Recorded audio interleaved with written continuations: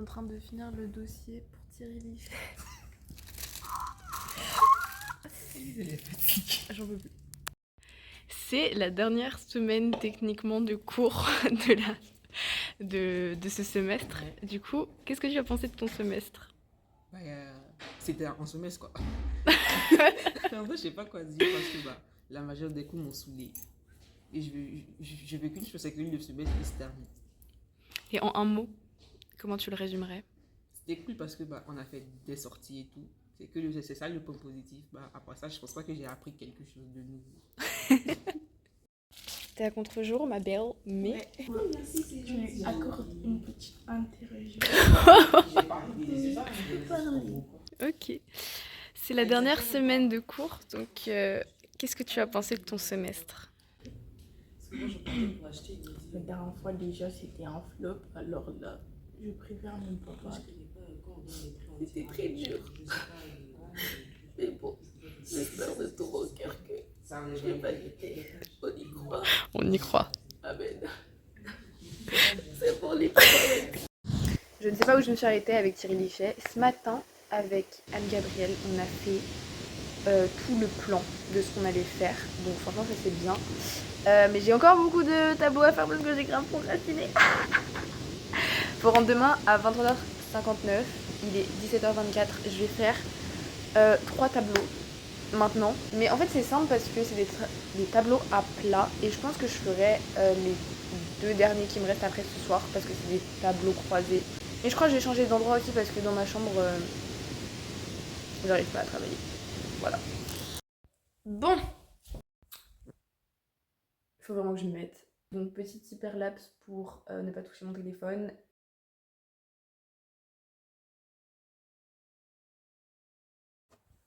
Le timelapse est si long, je suis choquée. J'ai fait un tableau, je les ai tous mis aussi sur le Word. Là, je vais faire une pause pipi et après on va continuer. Et mon hyperlapse est flou, je déteste quand ça fait ça. Je vais être honnête avec vous, c'est super compliqué. Je sais pas pourquoi, là, je n'arrive pas à travailler, je n'arrive pas à faire des phrases qui concordent. Je suis en train de faire le deuxième tableau. Enfin, du coup, c'est le 4e tableau pour moi, mais c'est le deuxième de cette séance. Je voulais dire que c'était compliqué d'écrire ce dossier parce que normalement, si j'ai bien retenu mes cours, sachant que j'ai compris cette notion un semestre et demi après l'avoir apprise, normalement, il faut avoir une certaine neutralité quand on écrit. Sauf que je suis totalement contre l'intelligence artificielle. Donc en fait, c'est compliqué d'écrire de manière neutre parce que sans m'en rendre compte, j'écris des choses assez pessimistes en fait. Mes tournures de phrases sont assez pessimistes. Même si c'est une réalité, la manière dont je tourne mes phrases est assez pessimiste. Mais j'arrive pas à écrire ça d'une autre manière parce que je peux pas être neutre vis-à-vis de ce sujet. Et je trouve ça un peu bête parce que si on fait une enquête sur l'intelligence artificielle, en tant que chercheur, on va dire, je trouve que la recherche, c'est quand même mettre en exergue un problème, mettre en lumière quelque chose qui ne va pas, ou des risques, ou une manière dont fonctionnent nos sociétés qui peut être mis en question.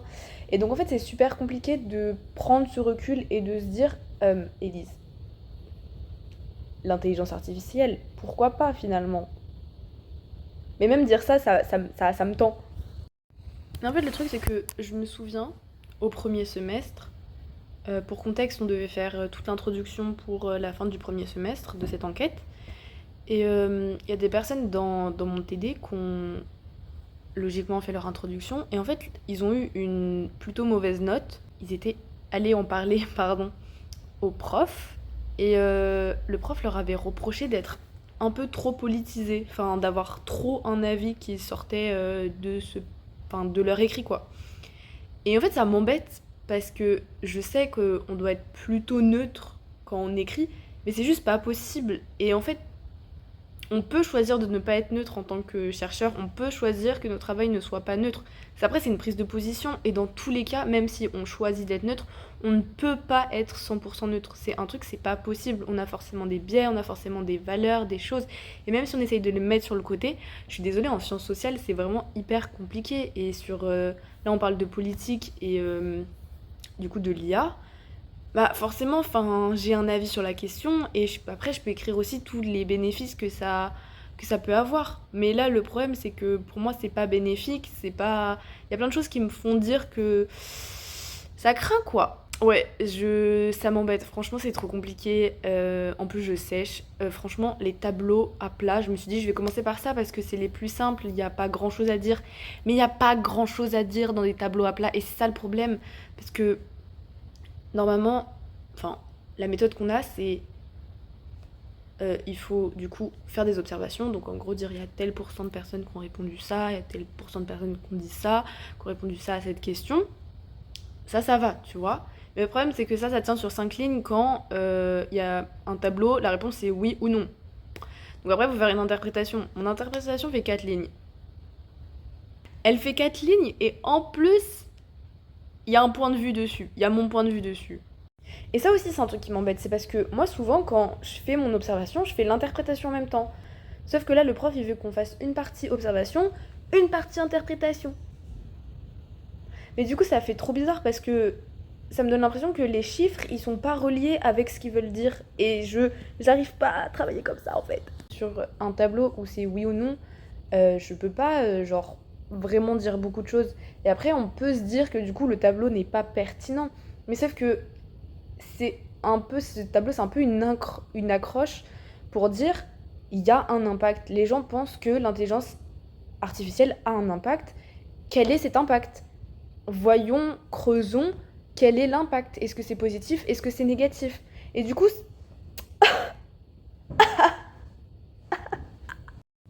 j'en peux plus. Vraiment, ça m'embête. Vraiment, ça commence à me saouler. Juste vraiment, ça commence à me saouler. 1er mai, c'est férié. Mais pas pour tout le monde. Bref, pardon, excusez-moi. De toute façon, maintenant, il y a une loi qui est passée qui font que les gens peuvent travailler le 1er mai. Je trouve ça aberrant, mais c'est ok. Je suis en train de travailler depuis que je me suis levée. Je suis en train de dead. Franchement, là, je suis concentrée et tout. Je suis en train de dead. Mais du coup, il me reste quand même pas mal de choses à faire. Donc ça, c'est embêtant. Mais j'avance. Et j'arrive à faire des interprétations. J'ai fait des conclusions et tout. Toujours pas pour le premier tableau. Vraiment, il est trop court pour que je fasse des trucs qui soient bien. Mais là, je suis vraiment en train de dead. Du coup, ça me fait... Pourquoi c'est gris? Pourquoi c'est pas bleu? Bref, mais du coup, je suis vraiment trop contente. Et j'étais censée voir Anne-Gabrielle, mais en fait, on a toutes les deux nos règles. Et on a toutes les deux trop la flemme de se déplacer pour aller jusqu'à la fac. Du coup, on va juste s'appeler, je pense. J'ai vraiment encore plein de trucs à faire, mais il me reste 12 heures. Donc ça devrait le faire. Franchement, en 1 heure, j'ai vraiment grave travaillé, donc je pense que ça devrait pas poser de problème. Voilà, et Anne-Gabrielle, elle a fini sa partie, shot bar, trop une queen.